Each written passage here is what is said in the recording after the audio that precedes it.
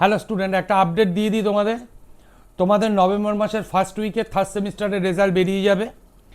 Third সেমিস্টারের রেজাল্টে একটা ব্যাপার যেটা হয়েছে, থার্ড সেমিস্টার রেজাল্ট কিন্তু তোমরা হাতে পাবে না, ফোর্থ সেমিস্টারের সঙ্গে একসঙ্গে দুটো রেজাল্ট হয়ে ফোর্থ সেমিস্টারের রেজাল্টটা আসবে। ওয়েবসাইটে তোমরা রেজাল্টটা দেখতে পাবে, সেটা হচ্ছে 20 তারিখ জানিয়ে দেওয়া হবে কাউন্সিল থেকে কিভাবে তোমরা রেজাল্টটা দেখতে পাবে। আর কারো যদি কোনো পরীক্ষায় অসুবিধা হয়, মানে সে যদি অকৃতকার্য হয়, তাহলে থার্ড সেমিস্টারের সঙ্গে ওই পরীক্ষাটা কিন্তু তারা দিতে পারবে। এই একটা সুবিধা করে দিয়েছে। আর কেউ যদি পরীক্ষা না দিয়েও থাকো, তারাও থার্ড সেমিস্টারের সঙ্গে পরীক্ষা দিতে পারবে। এই আপডেটটা দিয়ে তোমাদের কাছে আর একটা জিনিস শেয়ার করছি। আমার নেক্সট ভিডিও যেটা রেমুনারেশনের চ্যাপ্টারে আসছে, একটা পার্ট দিয়ে দিয়েছি, আর একটা পার্ট ওটাই ফাইনাল পার্ট।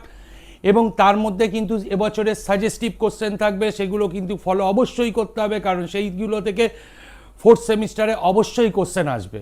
দেখতে থাকো আমার ভিডিও। আর যদি অফলাইনে যারা ক্লাস করতে চাও, আমার সঙ্গে যোগাযোগ করো আমার নাম্বারে।